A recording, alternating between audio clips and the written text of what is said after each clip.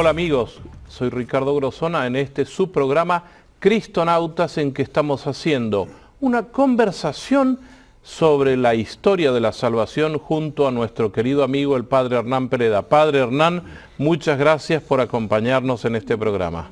Gracias a todos ustedes por la paciencia, el interés que manifiestan en todos estos temas. Hemos recibido muchas noticias sobre el interés que ha despertado hablar de la historia de la salvación. Y quisiera que conversáramos algo sobre uno de los grandes personajes de la historia de la salvación, que es el apóstol Juan. Lo hemos dejado un poco rezagado por otras cosas, pero el apóstol Juan, hay un momento fundamental al final de la vida de Jesús, cuando él está en la cruz y Juan está ahí con su madre. ¿Qué sucede en ese momento? ¿Por qué pasan las cosas que pasan? Bueno, digamos algunas cosas ante todo de estos grandes personajes del Nuevo Testamento. Ya hemos llamado a San Pablo, de acuerdo a la mismo título que asume el Papa Benedicto XVI, como el primero después del único. Eso fue San Pablo, porque es aquel de quien más se escribe y el que más escribe el Nuevo Testamento después del mismo Jesucristo. Y además no se puede no mencionar al gran Pedro. Decíamos que, como en el Templo de Salomón había dos grandes columnas, los primeros cristianos veían a Pedro y a Pablo como las columnas que estaban sosteniendo, por así decir, la iglesia. Pero Juan, yo diría, es otra de esas columnas, porque Juan tiene una enorme importancia. Cuando Juan conoce a Jesús es probablemente un chico, un jovencito, quizás saliendo de la adolescencia, el más joven de todos. Y se convertirá en un gran literato, porque se le debe a él no pocos escritos, y sobre todo después de las 3 primeras cartas, escritas seguramente antes que los evangelios, nos encontramos con el Evangelio de Juan, que fue escrito 70 años después de la muerte de Cristo. Es decir, con una perspectiva importantísima del final del primer siglo. Yo he escuchado algunas veces en las clases que he compartido que Juan tiene algo muy importante que decir en su prólogo. El prólogo de Juan, que evidentemente será lo último que escribe de su Evangelio. Habría que decir más que eso, los prólogos de Juan. Hay varios. Hay varios prólogos. El principal es el del Evangelio. En el principio existía el Verbo. Y hay otro prólogo muy importante, porque saben que casi la mitad del Evangelio de San Juan es para contar la Pascua. Claro. Y de 20 capítulos hay 5 capítulos nada más que para contar la última cena. Y la última cena empieza también con un prólogo muy solemne. Habiendo amado a los suyos que estaban en el mundo, los amó hasta el extremo. Y sabiendo que venía de Dios e iba a Dios, se levantó de la mesa y se revistió de esclavo. Y se puso a lavar los pies a los discípulos. Es un texto solemnísimo. Y nos pinta Juan, evidentemente, de una manera muy clara, que él estuvo presente allí. Seguro. Sin embargo, él recibe el regalo tal vez más grande, en nombre de todos, al pie de la cruz, cuando Jesús le pide que cuide a su madre. Sí, es un momento grandioso. Es el único apóstol que está presente en la muerte de Cristo. Pero permíteme que señale todavía, hay otro prólogo muy hermoso, al principio de su primera carta. Lo que han visto nuestros ojos, lo que han tocado nuestras manos, lo que han escuchado nuestros oídos acerca del Verbo de vida, es lo que venimos a anunciarles. Estas formas iniciales de presentar los grandes temas irán después seguidas del gran prólogo llamado la visión preparatoria del Apocalipsis, en donde aparece Jesús con aquel que es como un hijo de hombre de cuya boca salía una espada de doble filo. La experiencia que tiene Juan de la fuerza de la palabra de Dios, a quien llama además la palabra de Dios, el Verbo de Dios hecho carne. Y todo esto proviene justamente de esos momentos de privilegio que tuvo Pablo, que tuvo Juan. Has mencionado el estar al pie de la cruz, pero la noche anterior había puesto su cabeza sobre el costado de Cristo, sobre el pecho de Cristo, como escuchando el latido del corazón de Cristo.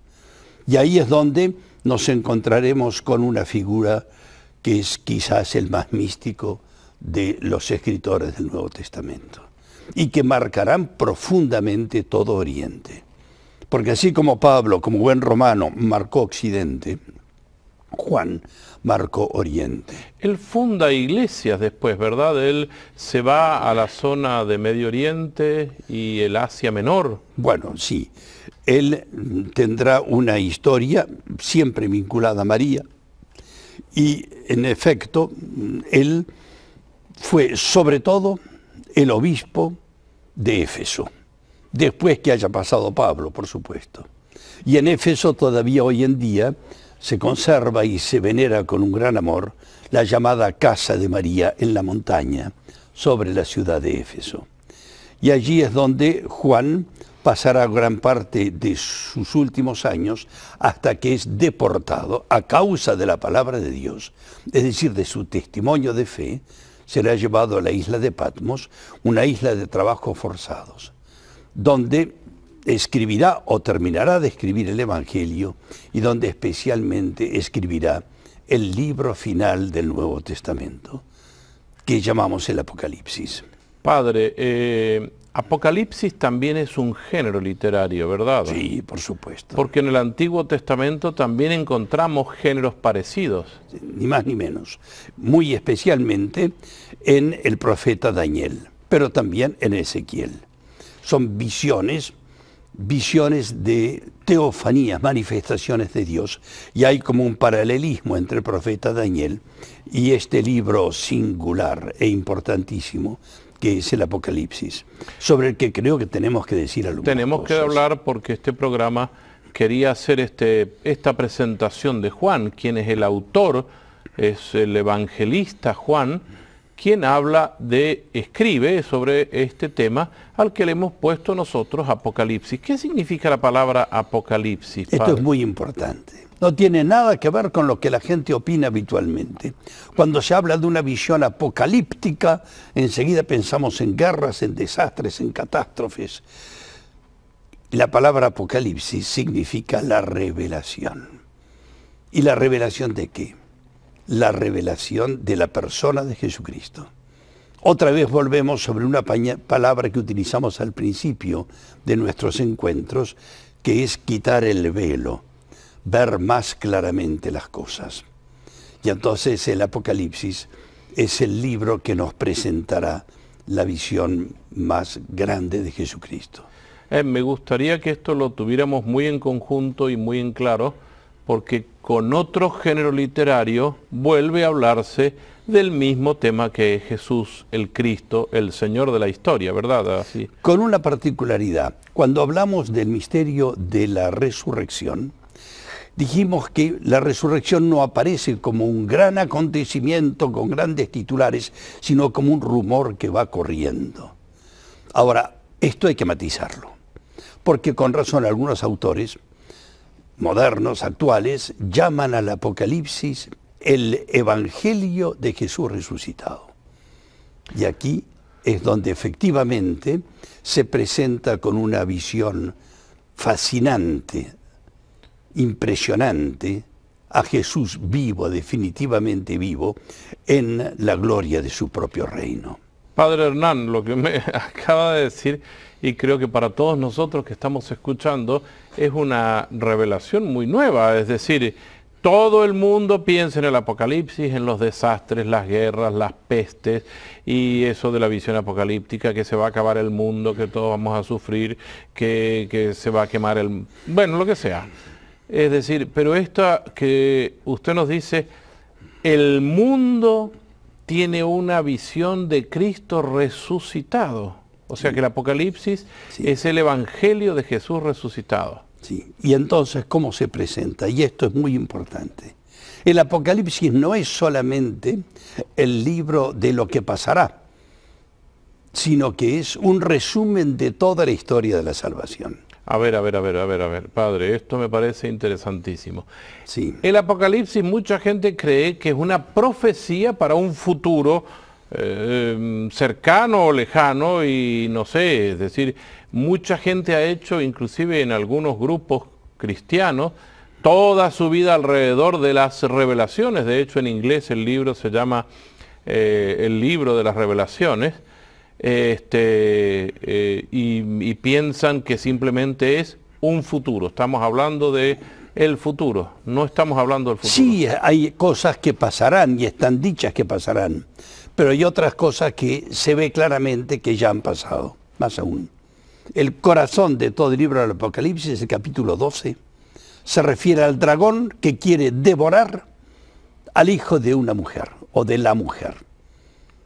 Eso es la abominación de las abominaciones, lo más horroroso, lo más dramático de todo lo que el Apocalipsis cuenta.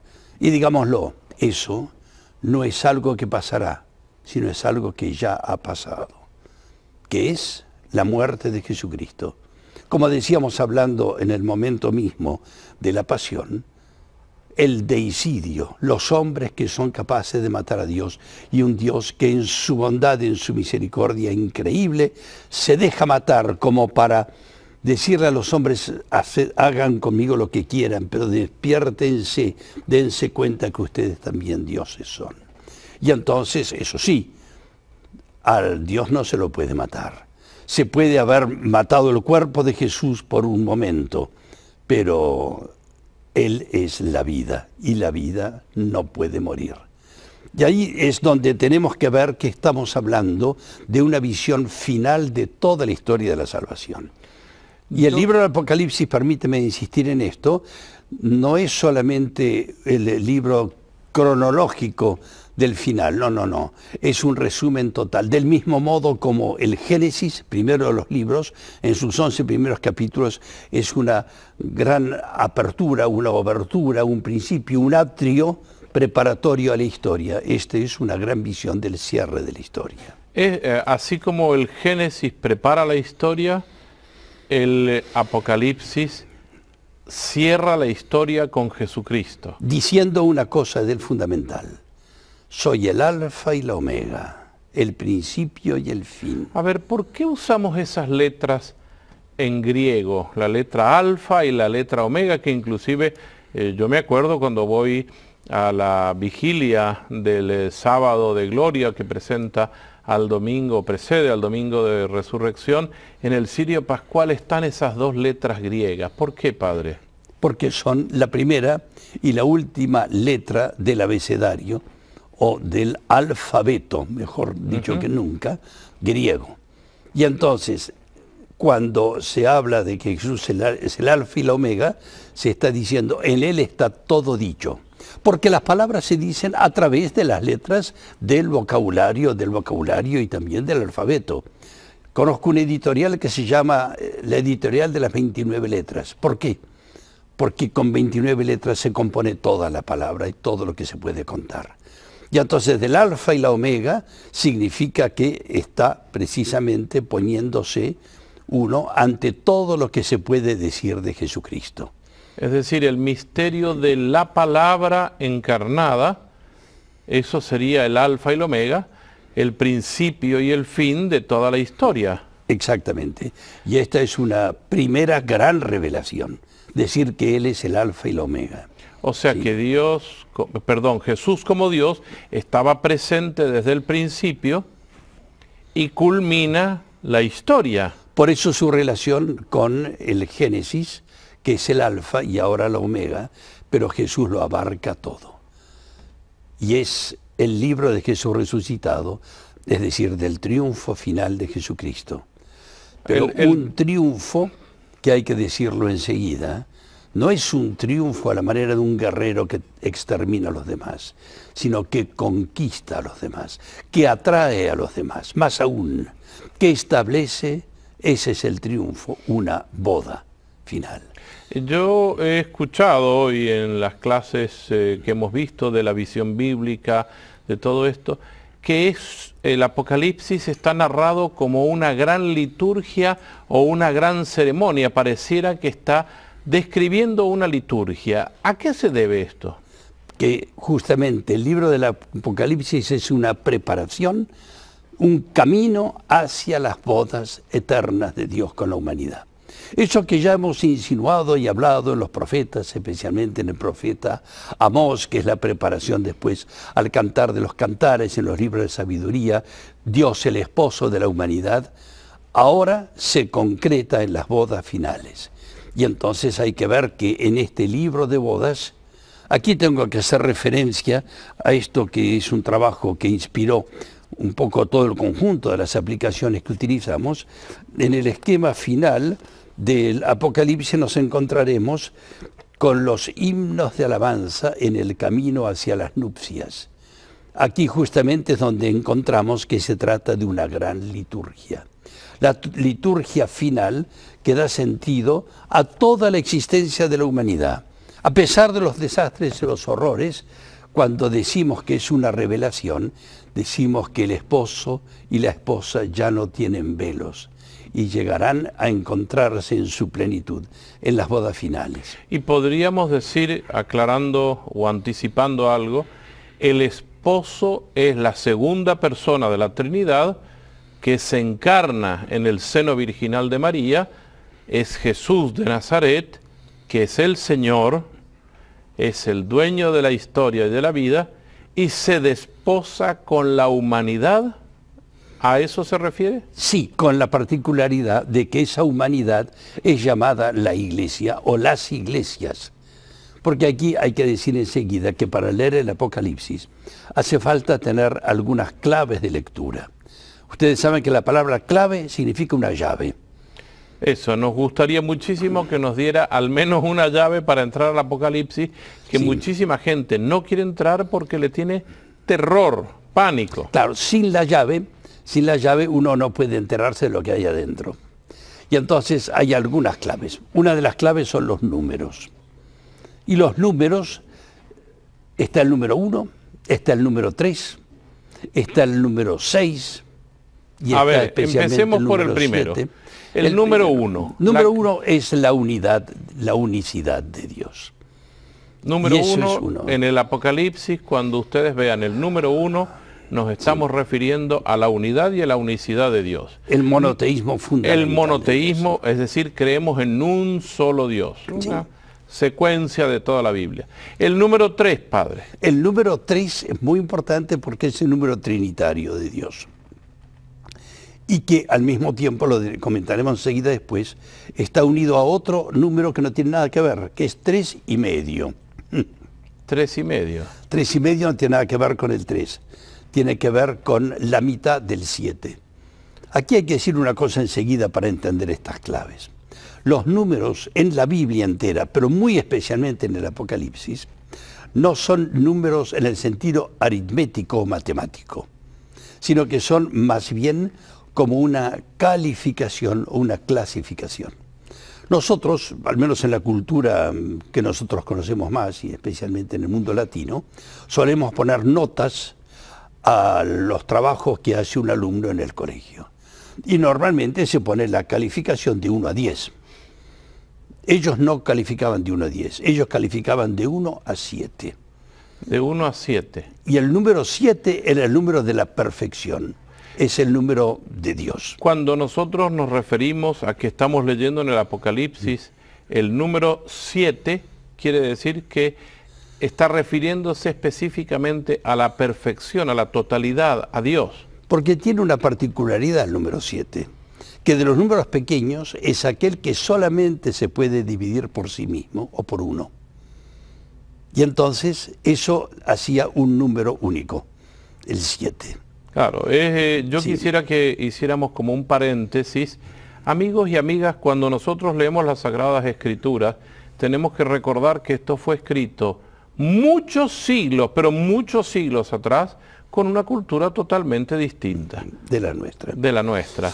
Sí. Pero antes de terminar de este número 7, yo quisiera que nos hablara del número anterior, del cual mucha gente ni quiere saber. El número 6. El número 6. Pero vamos a ver. Número 7 significa que, del mismo modo como nosotros vemos algo y decimos esto, realmente 10 puntos. Ellos dirían estos 7 puntos. Okay. El libro de Dios es 7 puntos. O sea, lo máximo. Lo máximo. Y en este 7 significa que es un número divino y tiene que ver con las 7 iglesias. Eso iba a preguntar, porque Juan escribe en los primeros capítulos unas brevísimas cartas que siempre tienen como el mismo estilo. Sí. A las 7 iglesias. ¿Es solamente para ellos esas cartas? Las 7 iglesias significa la iglesia divina, la iglesia de Dios. Las 7 iglesias significa al mismo tiempo la totalidad, porque el 7 es un número de totalidad. Está todo dicho a través del número 7. Y podemos decir que esas cartas, por ejemplo, la de Esmirna, la de la Odisea, varias cartas, las 7 cartas. Éfeso, exacto. Filadelfia. Sí. Estamos pensando entonces que esas cartas no son solo para ellos, sino también para nosotros. Para toda la iglesia de Dios. Y además es muy interesante porque allí está escrita tu vida, está escrita mi vida. Podemos descubrir qué me dice el Señor, porque hay elementos positivos y negativos, y cada una de acuerdo también a las características de los lugares. Es de lo más interesante. Padre, me gustaría, como el tiempo corre, ¿sí? que nos hable de otra clave, por ejemplo, los colores. No, perdona, es que me has preguntado antes por el número 6. Ah, y el 6 claro. Nos quedó, ¿cierto? El 6, ¿qué significa? Es el número de la imperfección, no llega a 7. Claro, no llegó. Entonces tenemos una forma distinta. Decíamos antes que era como una calificación, pero no es una calificación progresiva de 1 a 7, porque el número 6 es como el 0. Es decir, es tan imperfecto que cuando queremos marcar la mayor imperfección, decimos 666. Es nada de nada, 3 veces nada. Y ese es el número de la bestia. La bestia tiene el número 666, es decir, que no vale nada. Es un globo inflado. Hay mucha gente que está buscando si otras personas que son malas a sus ojos y a sus criterios, a ver si en algún lado tiene marcado 3 veces el número 6. ¿Eso va a pasar o no va a pasar? Eso significa que esa persona no vale nada.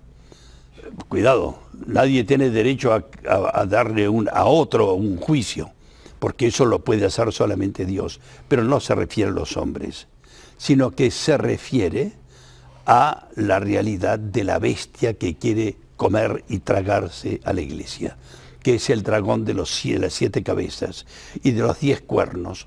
Representa las 7 provincias romanas y los 10 cuernos son los 10 emperadores, desde Augusto hasta Domiciano, que es el que era en ese momento emperador cuando escribe el Apocalipsis Juan. O sea, esa bestia que está ahí con 7 cabezas y 10 cuernos, que parece que quiere llevarse el mundo por delante y tragarse a todo, eso no vale nada. Es un globo inflado, terminará por destruirse. Su número por eso es 3 veces nada, 666. O sea que eso también puede referirse a lo que Juan vivía históricamente en el Imperio Romano. Ni más ni menos. Permita, Padre, que yo vuelva a recordar una clave de todos estos programas. Leer el texto fuera de contexto nos hace hacer pretextos. Tome nota de eso porque es muy importante.